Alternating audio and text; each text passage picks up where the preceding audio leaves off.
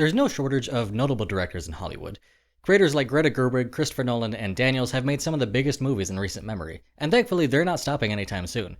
But at the same time, Hollywood is full of notable directors that many people haven't even heard of, some of whom have a number of credits that dwarf even the most famous directors. One such person is a man named Alan Smithee, a Hollywood director with more than 150 credits to his name since 1968. With such a rich history to his name, who exactly is Alan Smithee?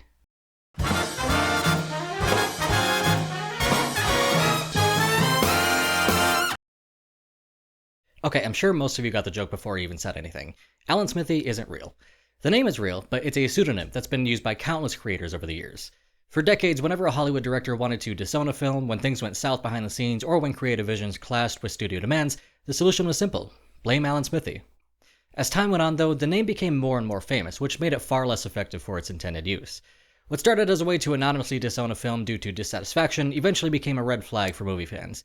As more and more people started to realize exactly what the name was, people became convinced that the only time it'd be used was when a director didn't like their own movie, and if even the director didn't like it, who would? This assessment isn't wholly accurate, though. Directors aren't typically known to disown their films simply because they turn out bad. Rather, they do it because they feel they don't have enough creative freedom to consider themselves the actual director of the film. This is typically due to studio meddling ruining the creative vision the director has for the film, which doesn't necessarily mean the movie is bad, but it remains a persistent problem today. But to truly understand Alan Smithee, we have to go back to the beginning.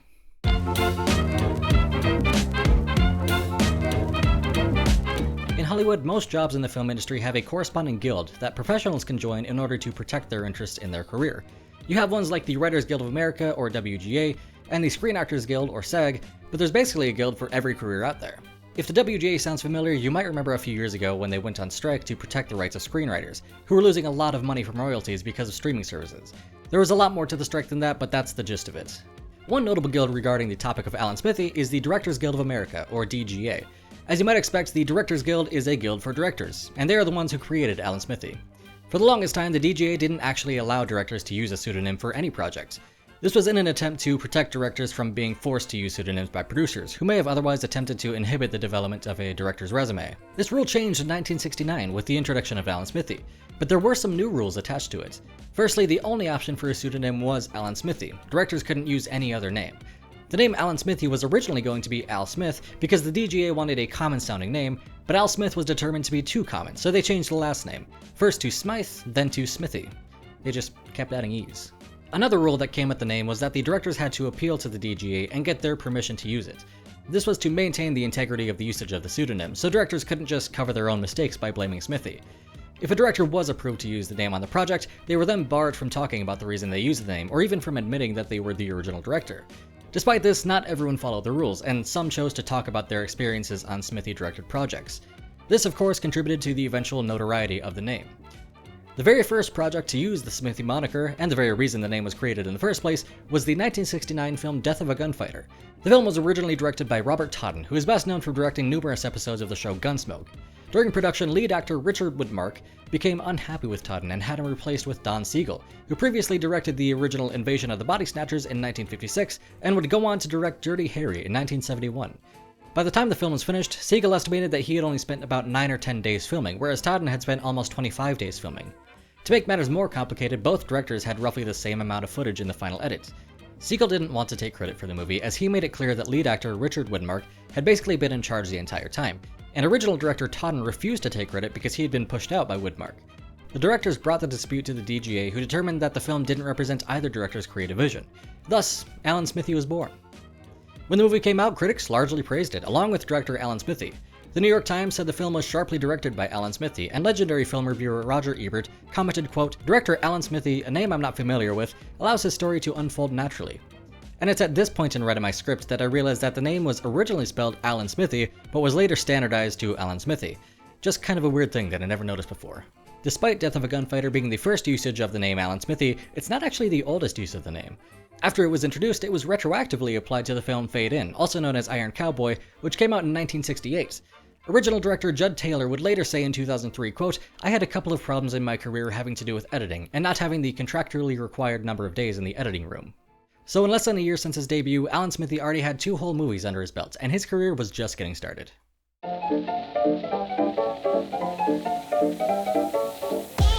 With the pseudonym Alan Smithee now established in the DGA, it became the go-to solution for any production that was marred with interference from producers, studios, or actors. Directors who had their creative freedom taken from them no longer had to worry about the botched production tainting their reputation, since now it was always Smithee's fault. One quick glance at Smithee's IMDb page shows that he was getting work left and right from the 60s to the 90s. Currently he sits at 150 directorial credits, and there's certainly more on the way. But with so many projects attached to his name, it's almost a given that you've never heard of most of them, unless you're just a huge fan of his work. That's not to say that they're all unrecognizable though. In 1963, Alfred Hitchcock released his horror thriller movie The Birds. It follows San Francisco socialite Melanie Davis, played by Tippi Hedren, as she tries to survive birds that are ending people's lives. The film was very well received and was nominated for an Oscar for Best Special Effects. The Birds 2, Land's End, is a made-for-TV horror movie directed by Alan Smithee, originally by Rick Rosenthal, and released in 1994. It's set 30 years after the original, and this time follows Ted Hawken as he attempts to survive the murderous birds. If you're a fan of the Halloween franchise, you might recognize the name Rick Rosenthal, as he directed both Halloween 2 in 1981 and Halloween Resurrection in 2002. Rosenthal requested his name be removed from The Birds 2 because changes were made during post-production without his approval. Specifically, producers made drastic changes to the film's final edit, and it's even believed that reshoots were done without Rosenthal, who, just to reiterate, was the director. In the end, the movie was really bad, and pretty much everyone agreed. Critics panned the TV movie, with most citing the writing giving the characters nothing to do, and the acting being lackluster at best. Ken Tucker wrote in his review for Entertainment Weekly, quote, "The actors in The Birds 2 have little to do except widen their eyes in terror, and even that seems like a daunting stretch." Tippi Hedren did return for the sequel, although her role was little more than a cameo. For some reason, she doesn't even play the same character, with her new character simply being named Helen. Looking on the brighter side, she did say it helped her feed her lions and tigers. And yes, she did indeed keep lions and tigers, which is a whole other thing that she started doing for her movie Roar in 1981. During a 2007 interview, she reflected on the experience by saying it embarrasses her horribly. Also, there's a really interesting fun fact that I couldn't really put anywhere else. So this movie was released on DVD, but since it was so unpopular, the DVD release was limited to Bulgaria, Germany, and France. That's it. Horror seems to be a relatively popular genre for Alan Smithee, as in 1996, he was credited for directing Hellraiser Bloodline. This film is the fourth installment of the famous Hellraiser series, and it serves as both a prequel and a sequel. It was originally directed by Kevin Yeager and Joe Chappelle, and it even features a young Adam Scott in his first major movie role. The plot of the movie begins in the year 2127 to introduce the main character, Dr. Paul Merchant, manipulating a robot to solve the Lament configuration, which is a box that's capable of summoning demons. It then jumps back to France in the year 1796, where Dr. Merchant's ancestor makes the Lament configuration. If you're familiar with the Hellraiser series, you could probably assume that demons show up and cause trouble for the main characters. I am not very familiar with the series, so that's all I'll say about it for now. As is typical with Smithee projects, after the film finished production, the producers at Miramax demanded new scenes be shot for the film, which were then completed by director Joe Chappelle. The reshoots changed many elements of the movie, including changing characters' relationships and giving the film a happy ending. Director Kevin Yeager was unhappy with the change in the movie's direction and was given permission to use the Smithee pseudonym by the DGA. Upon its release, Hellraiser Bloodline received mostly negative reviews.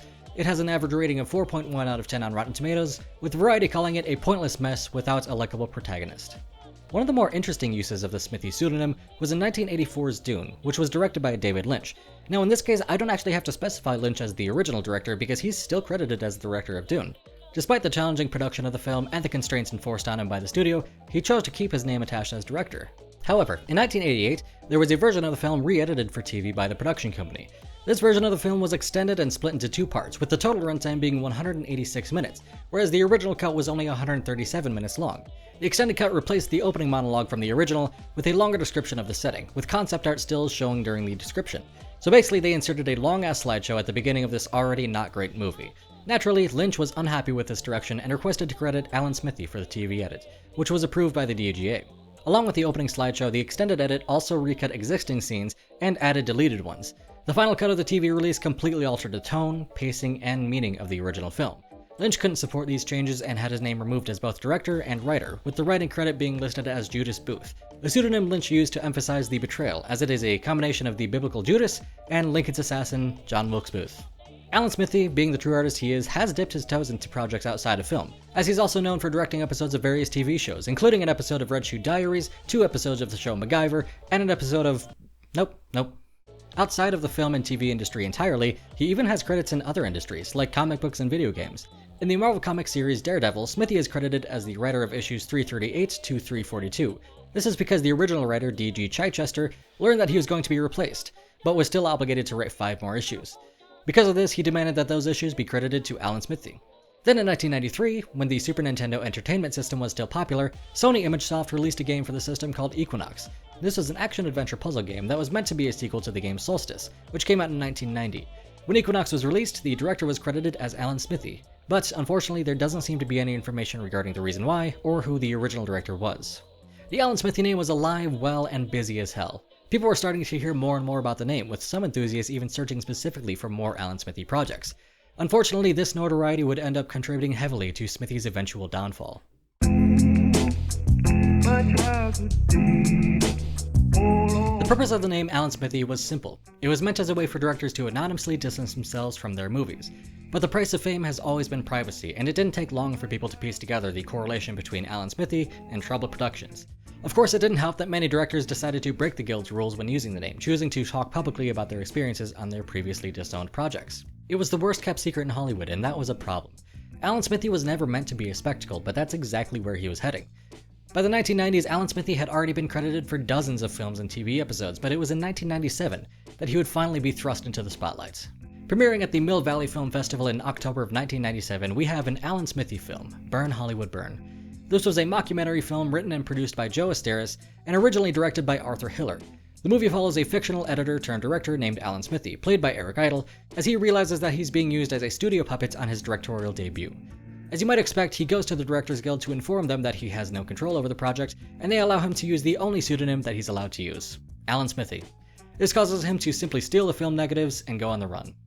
When editing was finished on the film, director Arthur Hiller approached the DGA and informed them that he was unhappy with the way producer Joe Asteris had cut the film, and the film was credited to none other than Alan Smithee himself. Despite this, Asteris revealed in his autobiography, Hollywood Animal, that Hiller had sat in the editing room with him to make suggestions on the final cut.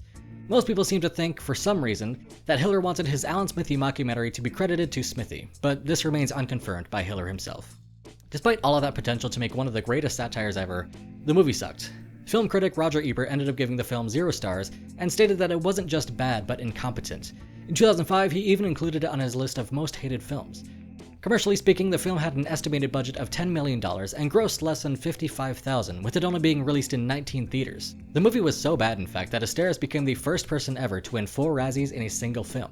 Those were Worst Picture, Worst Screenplay, and both Worst Supporting Actor and Worst New Star, since he made a cameo appearance in the film. And he wasn't the only one. Here's just some of the names that appear in the movie, many of whom play themselves. Eric Idle, Coolio, Chuck D, Sylvester Stallone, Whoopi Goldberg, Jackie Chan, Shane Black, Larry King, Billy Bob Thornton, Naomi Campbell, and Harvey... No. Along with the failure of the movie began the downward spiral of Alan Smithee. What had long been a poorly kept secret had instantly become a joke, and anybody who so much as glanced at the movie poster could figure out what the name Alan Smithee actually meant. In the year 2000, the Directors Guild officially retired Alan Smithee, and he was unceremoniously replaced.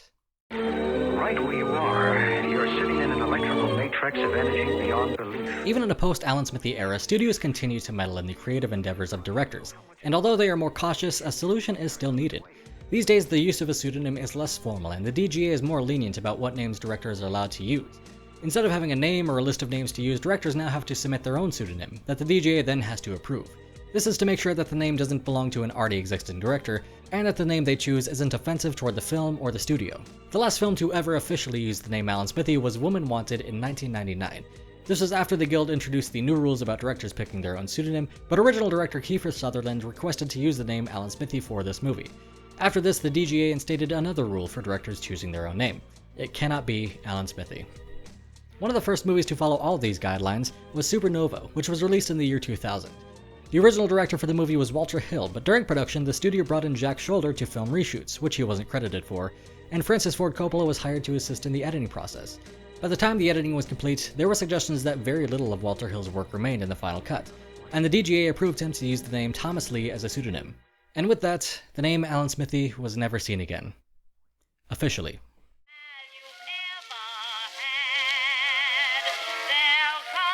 Officially gone but never forgotten, Alan Smithee continues to live on well after his official retirement. References to the name can be found on shows like The Simpsons, and just about every film enthusiast will excitedly tell you everything they know about Alan Smithee.